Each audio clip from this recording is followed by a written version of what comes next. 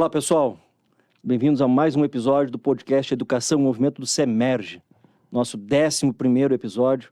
E vamos tratar aqui hoje sobre o tema captação, permanência e engajamento dos nossos estudantes, né? E para essa conversa enriquecedora, temos aqui o amigo Silvio Peçanha Neto, presidente do IDOMED, né? Instituto de Educação Médica, vice-presidente da Edux. Silvio, bem-vindo novamente, né?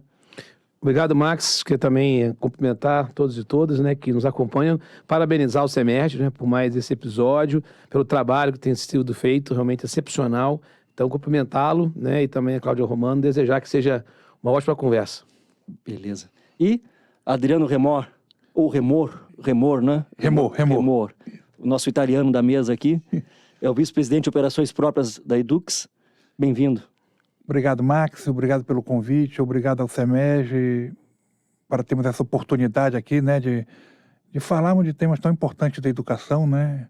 São podcasts aí que vêm agregando, trazendo valor e trazendo uma discussão, né, de um tema que é cada vez mais, o podcast já diz, né, educação em movimento, né, e ela está numa velocidade cada vez maior, então é um prazer estar aqui com você. Ótimo, que a gente consiga ficar em movimento e em sentido, né, encontrando sentido aqui, né, nesse movimento. A educação é a força que nos move, né, que nos orienta. A gente está aqui porque nós somos gostamos, é a nossa profissão, mas a gente também tem uma dose de paixão aqui, né. E o tema aqui tem a ver com o quê? Com captação, que é como o nosso estudante ingressa nas nossas instituições de ensino, como a gente engaja ele, né? De que forma a gente pode engajar ele da melhor forma possível, para que ele permaneça e esse permanecer não é apenas o permanecer para ele pagar as suas mensalidades, não é isso, né? Ele poder realizar o quê? O sonho dele, ele ter o sucesso almejado, porque é um investimento, não é uma despesa, é um investimento, que ele possa realizar o sonho dele e se satisfazer profissionalmente. E é um grande desafio, e a gente tem um mundo aí que está cada vez mais envolvido em mudanças culturais, mudanças tecnológicas, mudanças que implicam aspectos da geracionais. A gente pode até dizer, talvez, conflitos geracionais, mas conflito não no sentido de desconstruir, mas um conflito de você pactuar, né? A gente está sempre pactuando dentro dos nossos espaços, né? Então, eu queria que vocês, assim, se vocês pudessem fazer desde que vocês já vivem dentro do ambiente educacional, como é que vocês conseguem perceber essa mudança histórica aí do que era captar um tempo atrás, o que é captar agora, né? O que era... Até eu usei aqui um termo, e a gente pode, de vez em quando, a gente falava de eu tenho usado cada vez mais em corrigido, falado de permanência, porque a gente falava muito antes de retenção. Só que retenção, para mim, eu acho que remete, às vezes, uma coisa que você está forçando, né? Uma situação. Então, eu tenho tentado, porque o uso das palavras também faz com que a gente também se adapte também à forma de dar. Que a gente quer que o aluno permaneça, a gente não quer segurar o cara e reter, claro, né? Então, como é que vocês percebem? Adriano? Max, eu acho que é importante, é um tema, né, dinâmico, né, e que teve uma movimentação grande, teve uma mudança de perfil muito forte nos últimos anos, mas eu acho que falando de educação, né, a gente tem que reforçar que o Brasil hoje ainda é um país com baixa penetração dos nossos jovens de 18 a 24 anos no ensino superior. Uhum. Mais de 50% desses jovens ainda não sentam nos bancos universitários. Então, isso é um ponto importante. Mas se a gente voltar 30 anos atrás, eu, por exemplo, que venho da geração X lá atrás, né, aquela geração onde nós tínhamos poucas vagas no ensino superior, nós tínhamos um acesso muito difícil ao ensino superior, nós tínhamos um problema econômico, a população de baixa renda não tinha acesso ao ensino superior, né? Você ainda não tinha uma universalização do ensino, e isso fazia com que poucos pudessem alcançar o tão almejado diploma. O diploma era muito valorizado para esta geração, que foi a geração X, né?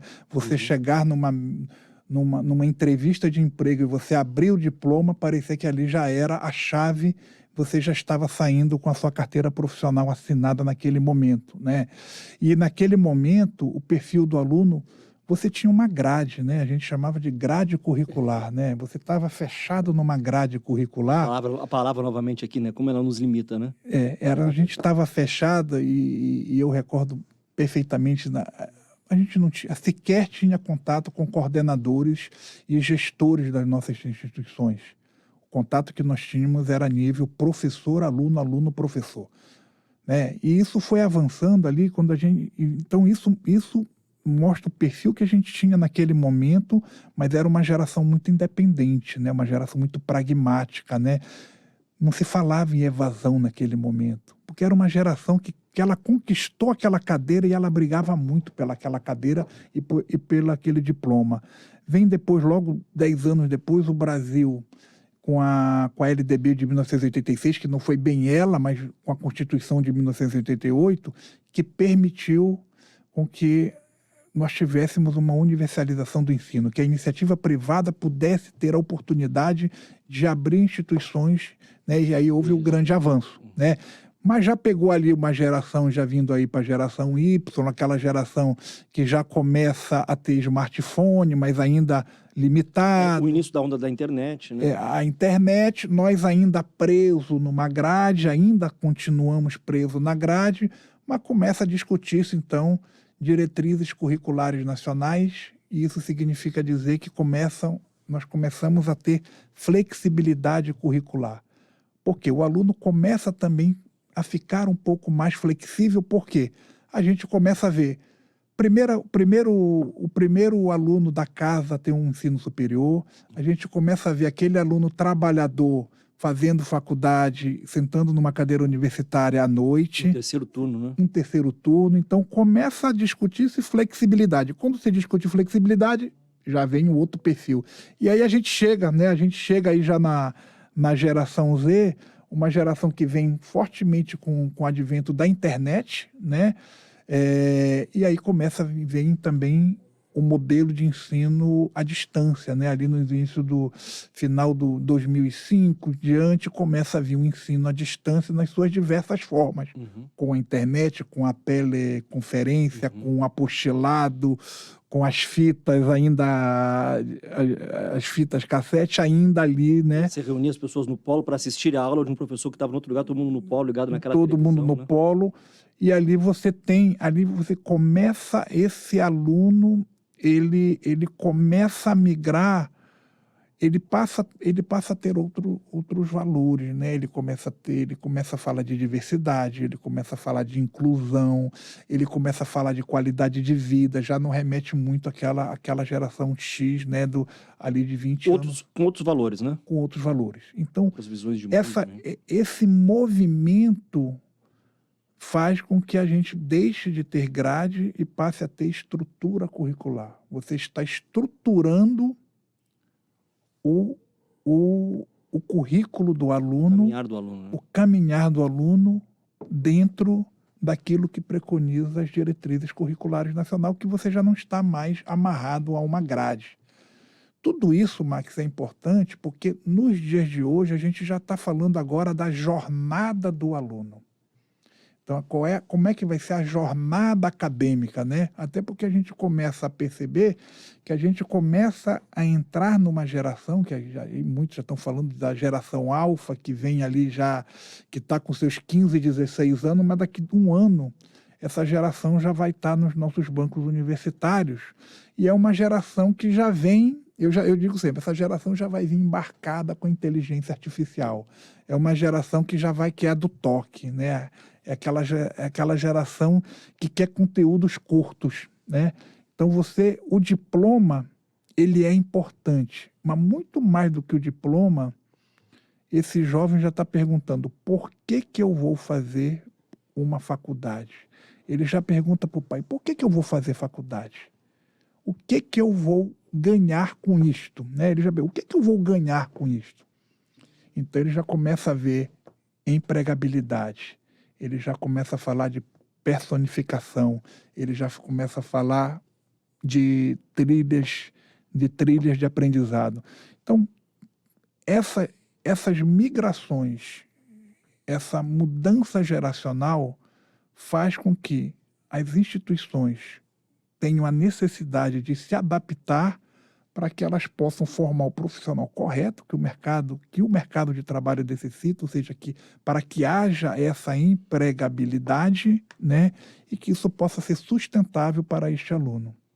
Já fez uma trajetória aí, né? Muito bom. E aí, eu acho que esse tema que o Remo está trazendo, ele nos faz pensar, Max, que se o perfil do aluno mudou, se a geração mudou, as instituições de ensino não podem ficar paradas ou estacionadas no modelo que deu certo até aqui, e isso influencia diretamente a questão da captação e da retenção ou a permanência dos estudantes.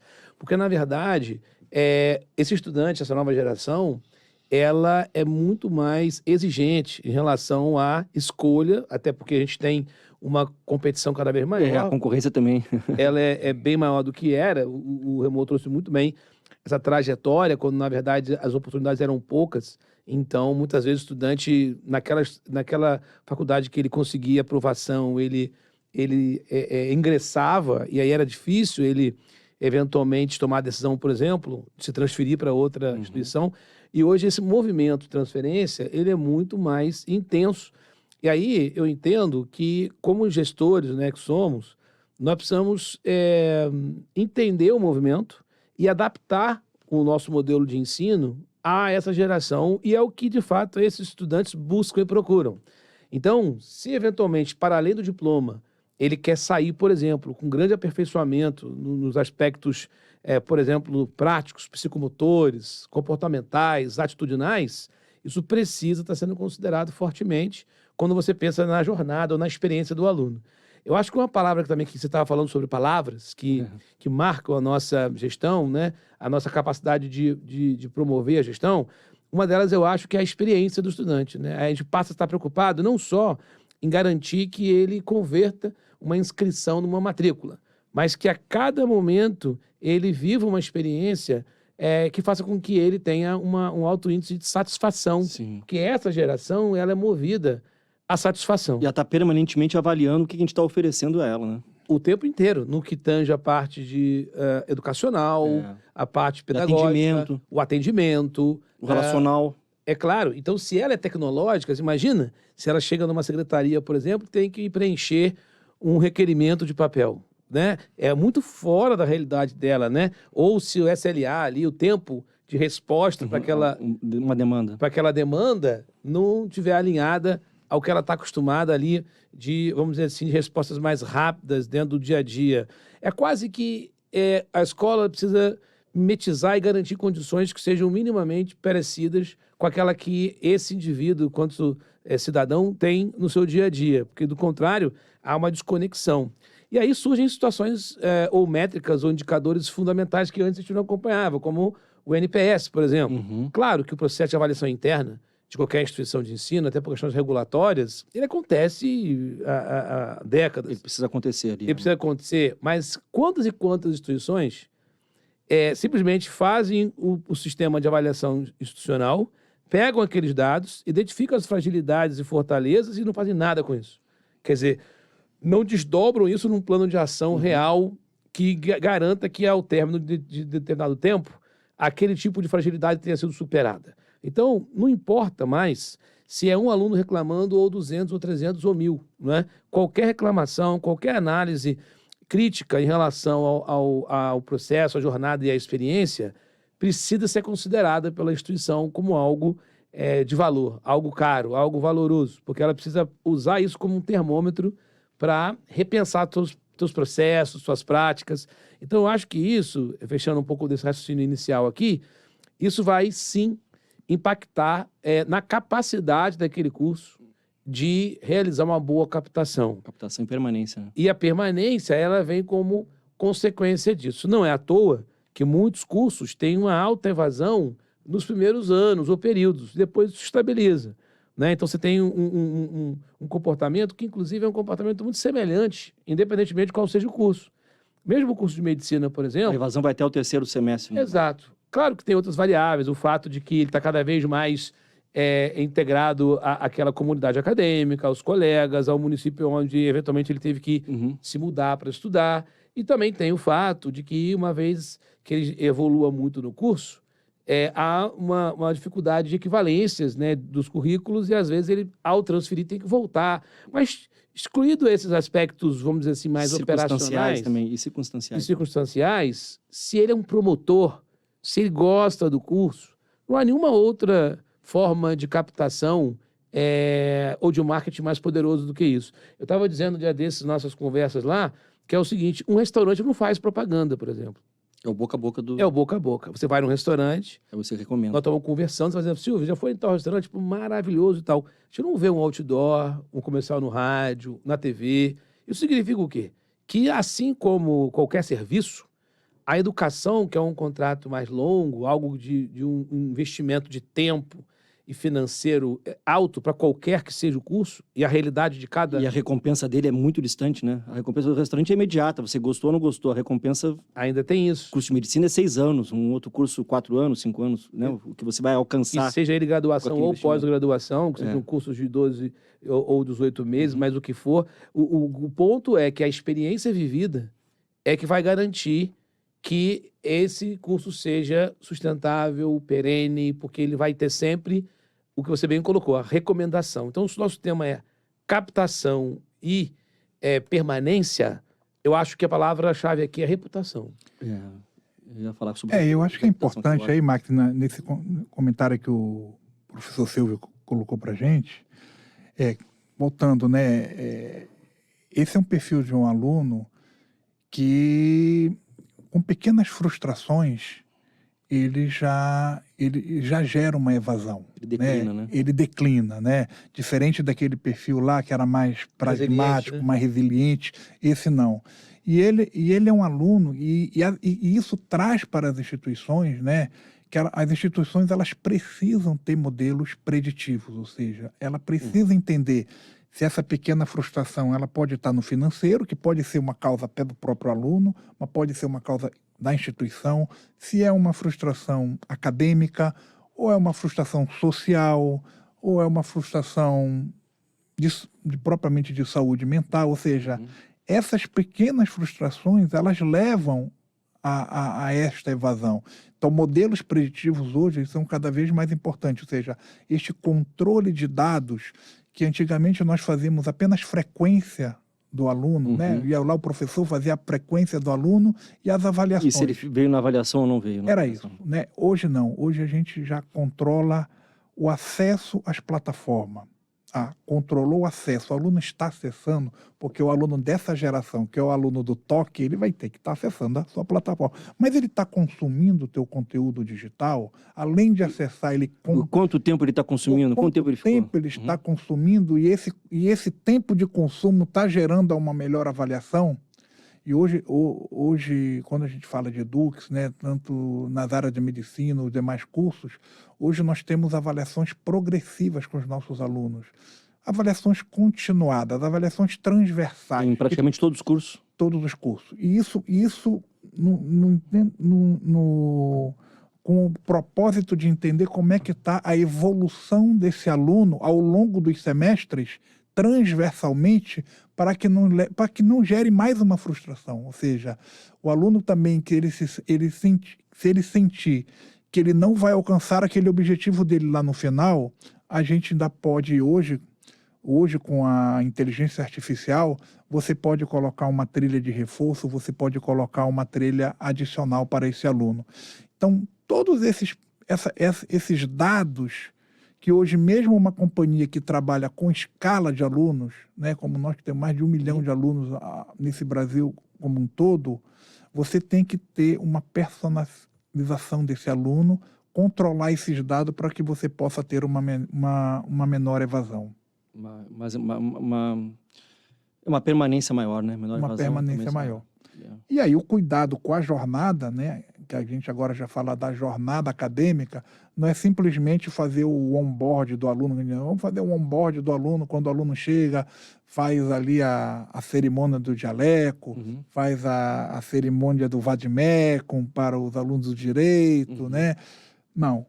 É você, além de você fazer o onboard desse aluno, você acompanhar este aluno semestre a semestre, né? E aí, voltando, né? O papel do gestor da unidade, do diretor daquela unidade de ensino, do coordenador do curso estar próximo desse aluno hoje é fundamental. Né? O professor está ali na linha de frente, ele traz essa humanização, mas o coordenador e o diretor da instituição de ensino hoje ele está muito próximo ao aluno. É impossível hoje, cada vez mais o gestor, né, os executivos como vocês são, a gente conhece, ele se basear em achismos, né? e se surpreender. Assim, a gente pode se surpreender com algumas questões, mas a gente tem um domínio de dados e de possibilidade que é cada vez mais difícil a gente nós nos surpreendermos, né? Existe um grau, acredito eu, existe um grau maior de efetividade nas ações que a gente traz.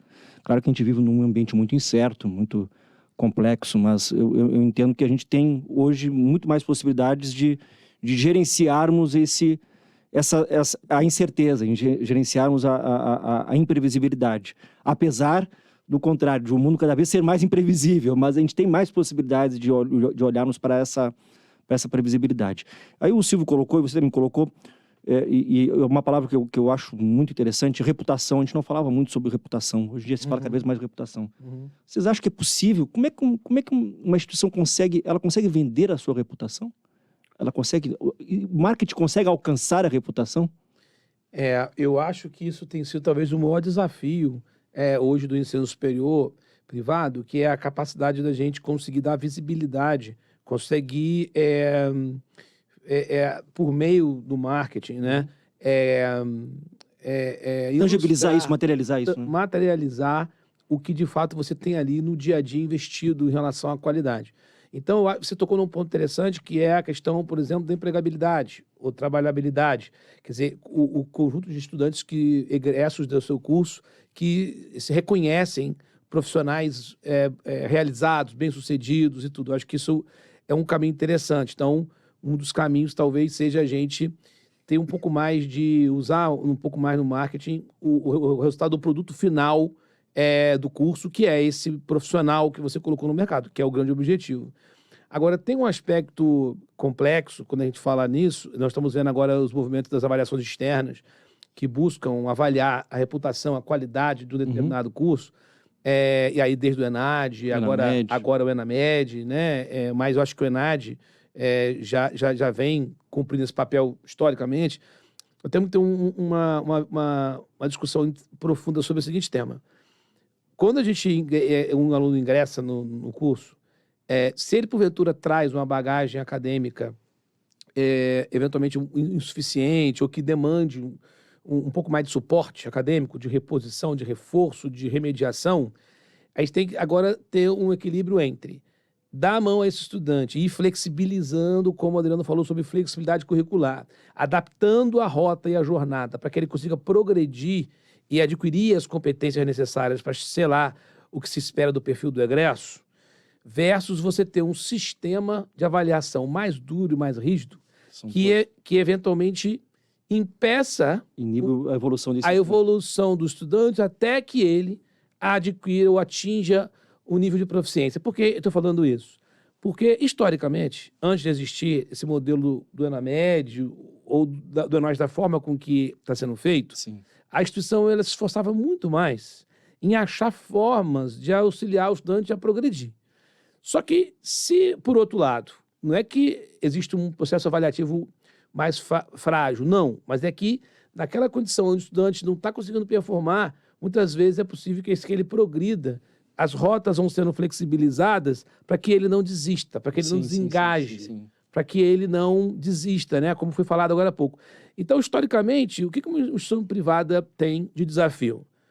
Vamos dizer, o perfil realmente do estudante que ingressa. Porque é diferente de uma pública, que por ter um número de vagas menor e uma concorrência muito mais acirrada... Quem ingressa, em geral, tem... menos lacunas. Menos lacunas. No seu processo de formação. E aí tem um ponto, né, Max? Não é que não tenham também estudantes excepcionais no privado, é que é mais homogêneo na pública, porque o ponto de corte garante uma entrada que fica mais homogênea. No caso da privada, você vai ter várias personas. Os excepcionais, que são aqueles que vêm com uma bagagem educacional muito forte, os que têm uma camada mediana e aqueles que precisam de muito apoio. É mais heterogênea. Você consegue imaginar melhor a distribuição normal dessa curva? Bem normal a distribuição, né? Então, o que acontece no final das contas é que se você cria uma barreira, né? Você desengaja e grande parte desse estudante não permanece, então eles vão evadir, já que o nosso tema de hoje é justamente evasão, permanência. Então, como é que eu garanto a permanência muitas vezes? Eu vou dando um suporte acadêmico para que ele consiga não desanimar e seguir em frente. Por outro lado, vamos olhar o caso da medicina. Se eu fizer isso, né, de uma forma muito ampla, eu vou garantindo que ele vai, eventualmente, deixando uma outra disciplina para trás, que depois ele vai fazer na forma de um regime especial, estudo dirigido, seja qual o nome que for dado, dependência, seja o que for, né? que, em geral, não tem o mesmo rigor de uma disciplina regular, e aí ele vai indo, vamos dizer assim. E chega no mesmo lugar que os outros chegaram. E ao chegar nesse lugar, ele pode, inclusive, ser avaliado e ser contabilizado como um estudante não proficiente. Que não está apto a exercer a profissão. No limite. E aí vem uma discussão filosófica até, que é, se eu avalio por meio de um único exame, se eu estou, de fato, analisando aquilo que eu estava formando. Porque eu estava formando um indivíduo com outras habilidades e competências. Habilidades não só cognitivas, mas psicomotoras, atitudinais, a relação médico-paciente, a humanização. Ética. Bom, no final dessa história, pode ser que nesse momento eu, então, tenha uma métrica ou uma régua de reputação ou de qualidade que vai variar muito, e aí a gente precisa mergulhar mais nessa discussão, porque isso vai esbarrar numa pergunta que todo gestor acadêmico e mesmo administrativo de uma escola gostaria de responder, que é: o que é qualidade? Qualidade é o meu aluno conseguir rapidamente se colocar no mercado, se empregar? É impactar a sociedade? É ele estar num curso de saúde ou no curso de direito, curso de engenharia, onde ele consiga transformar o conhecimento em uma mudança na vida no contexto. O curso tem um impacto social real. É isso que é qualidade? Então, talvez o difícil para a gente pensar em reputação e como é que a gente pega esses atributos e envelopa isso para conseguir dar visibilidade disso do ponto de vista mercadológico, primeiro é responder uma pergunta: o que é qualidade? A qualidade, pela ótica e tendo um vetor forte da reputação aí, né? Porque ao definir o que é qualidade, você vai conseguir definir quem é o curso que tem reputação porque entrega a qualidade que você sabe muito bem isso. Vocês têm um mapa grande de instituições e de escolas médicas aqui. Você pode ter um curso altamente bem avaliado internamente pelo estudante na sua jornada, na sua experiência, com um conjunto como é que é? São os detratores e os promotores. Os promotores sempre num pique legal, alto. Certo. Aí vai para um ENAMED, o resultado entregue não é o satisfatório. Fica aquém, né? Fica aquém. Esse curso deixa de ser bom. Exato. Poxa, mas eu avaliei durante o curso inteiro ele tinha infraestrutura, tinha ótimos professores, recursos didáticos, exato, ofertas de campos de atuação. Exato. Avaliei, eu sempre o promovi. Eu sempre fui um cara que eu como aluno, indiquei esse curso para todo mundo. E agora esse curso gera acho que tem um termo para isso, uma dissonância cognitiva, né? Cria, porque fica uma percepção de, vai eu volto ao que eu estava dizendo, qual desses são os marcadores de qualidade, né?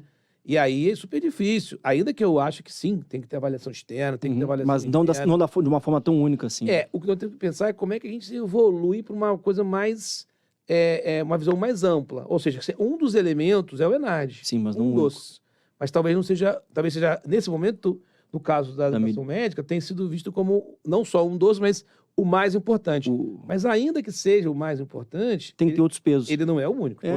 Empregabilidade, quantos entram para uma residência, quantos conseguem finalizar o programa e pagar o seu financiamento em 3 anos, 4 anos, quantos ficarem inadimplentes. Eu acho que essa experiência... E além disso, Ramon, só para você seguir, eu ainda acrescentaria, para não perder o teu gancho, uma coisa que eu queria muito que a gente pudesse medir no Brasil, que é a mudança dos indicadores de saúde do local aonde o curso está sediado.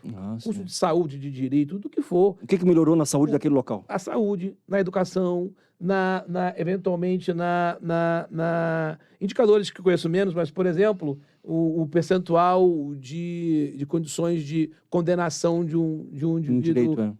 do direito, um indivíduo que era inocente, ou mortalidade infantil. Diminuiu o feminicídio. Por exemplo, ou problemas urbanísticos, se for um curso de arquitetura.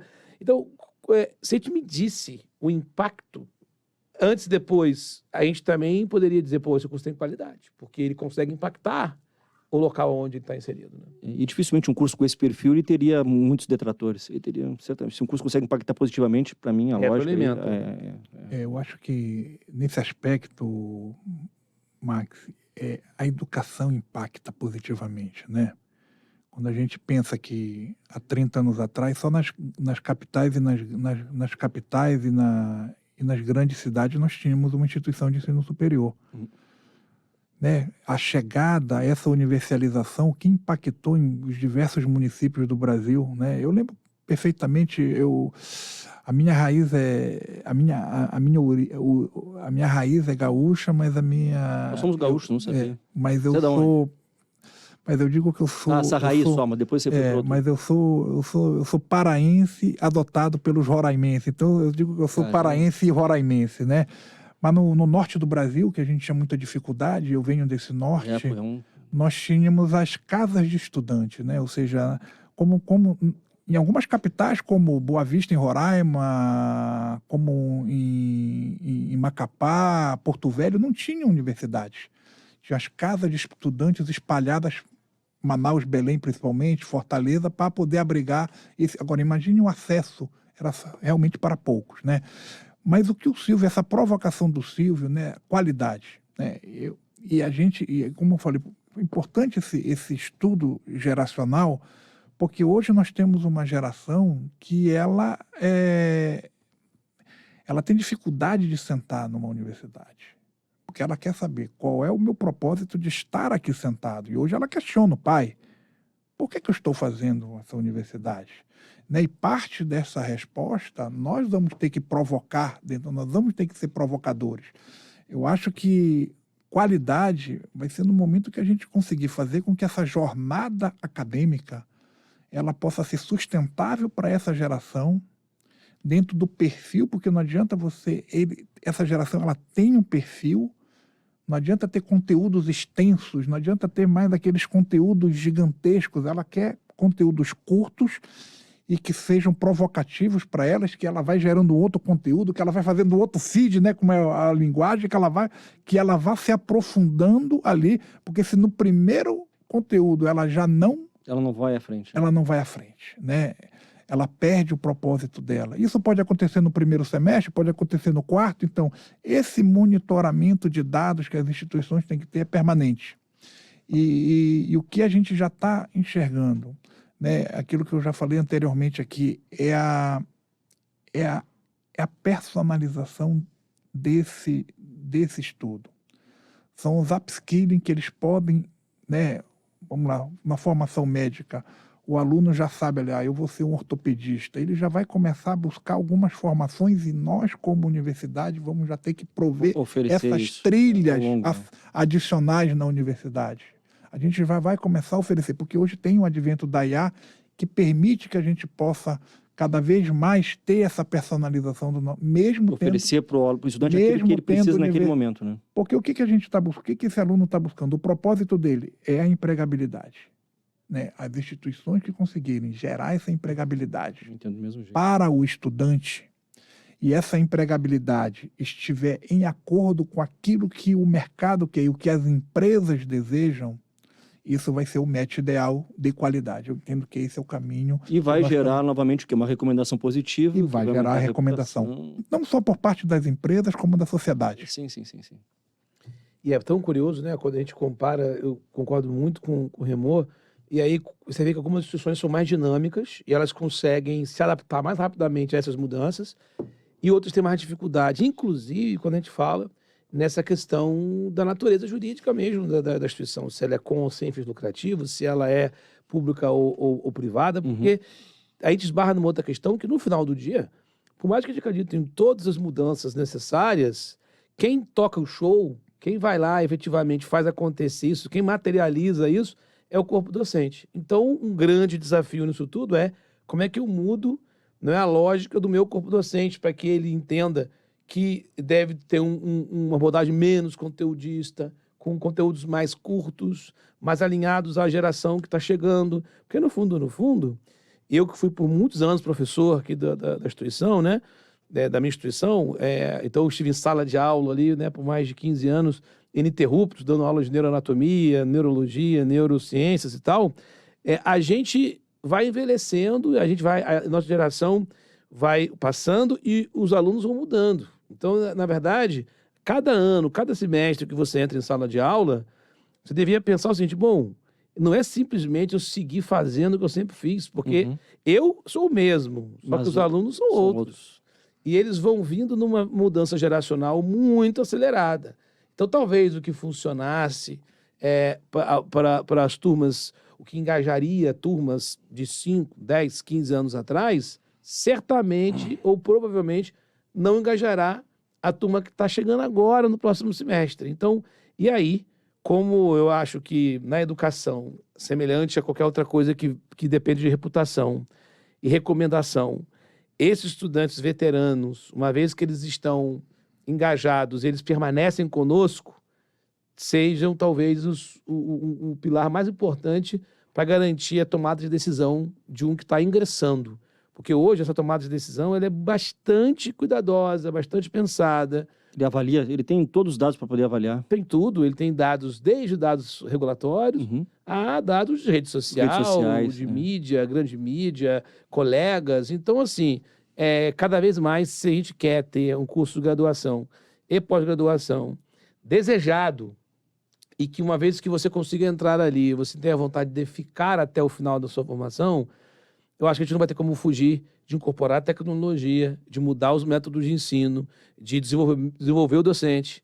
Porque hoje, sem um projeto robusto de formação e desenvolvimento docente... Não, é a formação de um docente que é o... Nós não conseguimos chegar a lugar nenhum. Porque a ideia pode estar muito bonita no papel, mas no dia a dia a coisa corre completamente Pior diferente. que um aluno detrator é um professor detrator. Muito. Por esse motivo, porque esse detrator vai passar. E o professor passarinho. Né? Eles passarão. E o passarinho. E os professores passarinho. Né? Os professores são... A gente teve um outro debate, um outro episódio, gravado até hoje, que a gente falou... Quando a gente chegamos novamente um professor. Não tem dúvida. É a formação do professor. No debate sobre IA, e assim, e como é que leva a IA, como é que o professor vai trabalhar com a IA? É formação. Depois vai culminar o quê? Na prática de ensino dele, vai culminar na forma que ele vai avaliar os estudantes. Sim. E de que forma ele vai personalizar também ao longo desse caminho, engajar, aí tem a jornada. A gente não falou aqui em algum momento, não sei se porque nós não demos a atenção, ou porque nós não achamos que fosse algo importante ou diferencial, a gente não falou de uma questão de grana aqui. A gente não falou sobre financeiro, sobre se captar ou se permanecer, tem alguma questão relevante, ou que grau de relevância tem pelo ponto de vista financeiro. Eu vou começar falando, certamente o irmão vai trazer uma visão muito, muito interessante sobre precificação, mas eu acho que, assim, cada vez mais, a educação, para quem quer se posicionar, como sendo aquilo que a gente acabou de falar aqui, desejado, e uma vez desejado, o estudante não quer sair de jeito nenhum. Eu acho que tem muito a ver com esse custo-benefício, sem dúvida. Você tem que entregar um padrão de serviço alinhado com o que ele pretende ou dispõe para investir. E aí a gente tem falado muito sobre o conceito de premiumização, que significa você entregar no limite mais alto de qualidade aquilo, independentemente de qual seja o preço.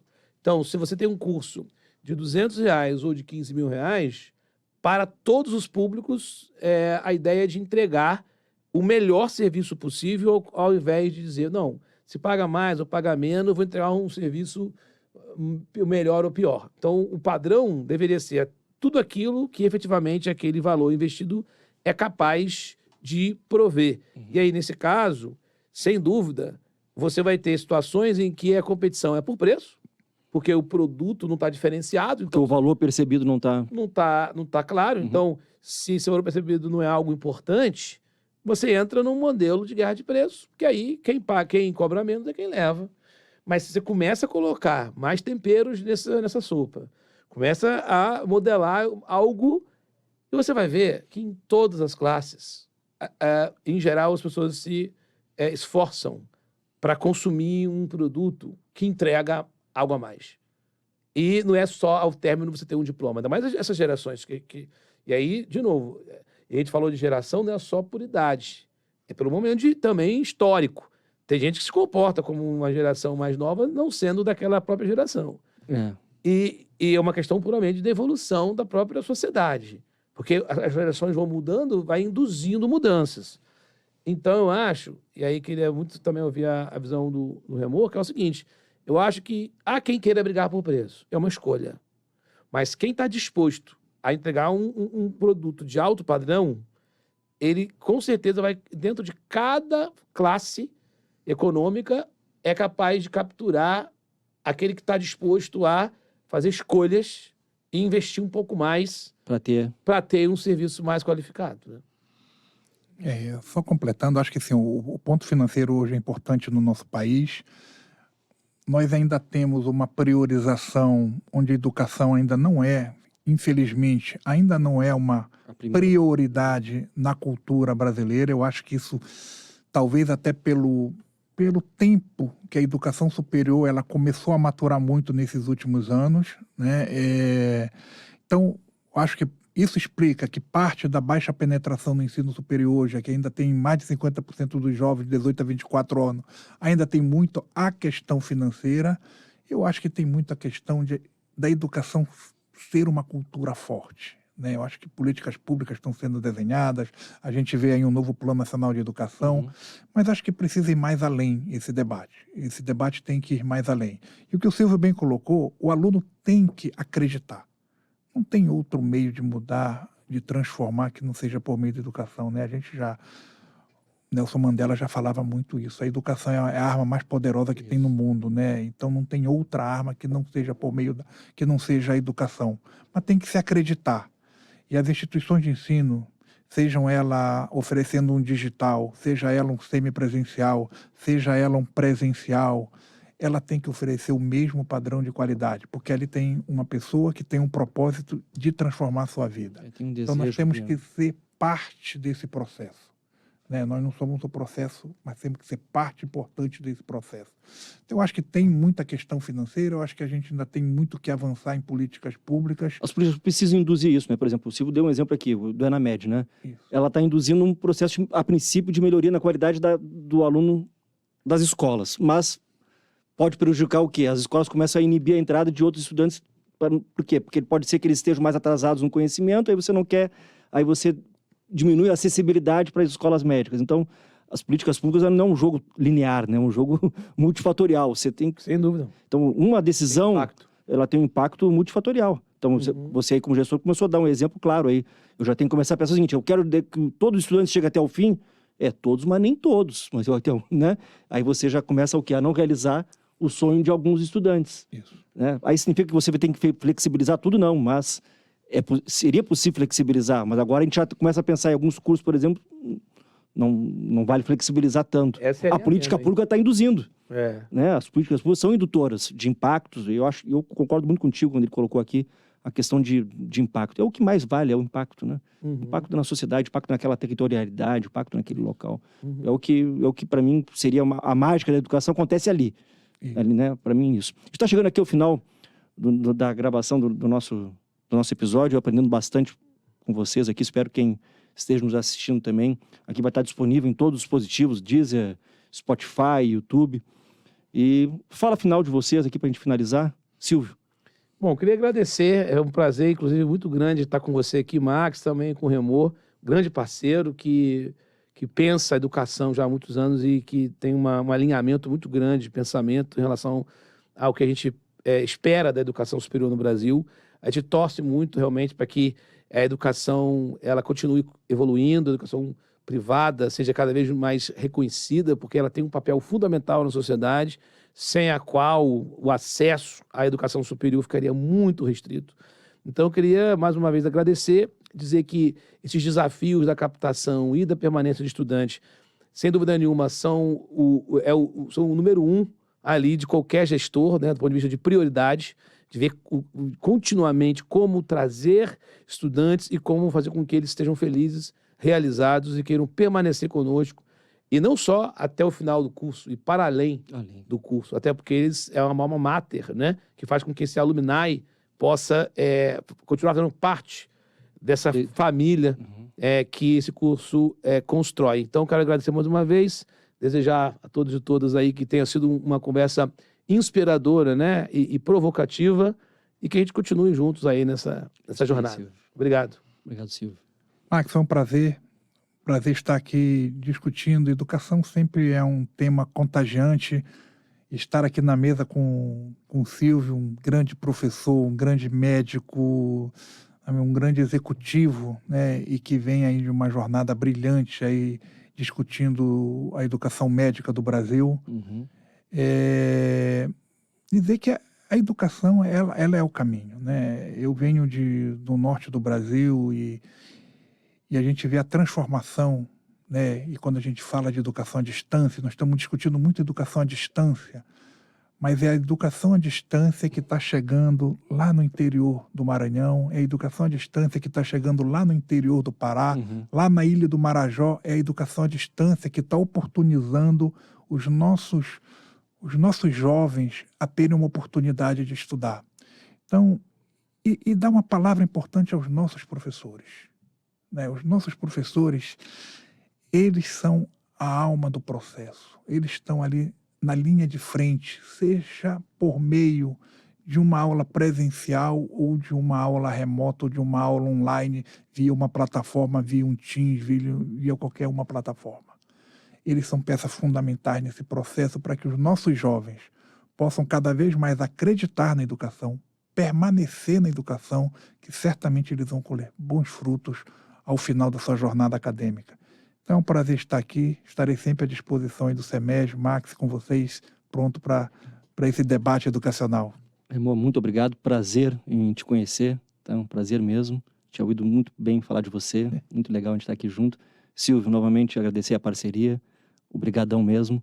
Pessoal, finalizamos aqui então mais um episódio de Educação em Movimento, o podcast do CEMERGE, um bate-papo super importante e interessante aqui. Fica um abraço a todos e todas e até a próxima.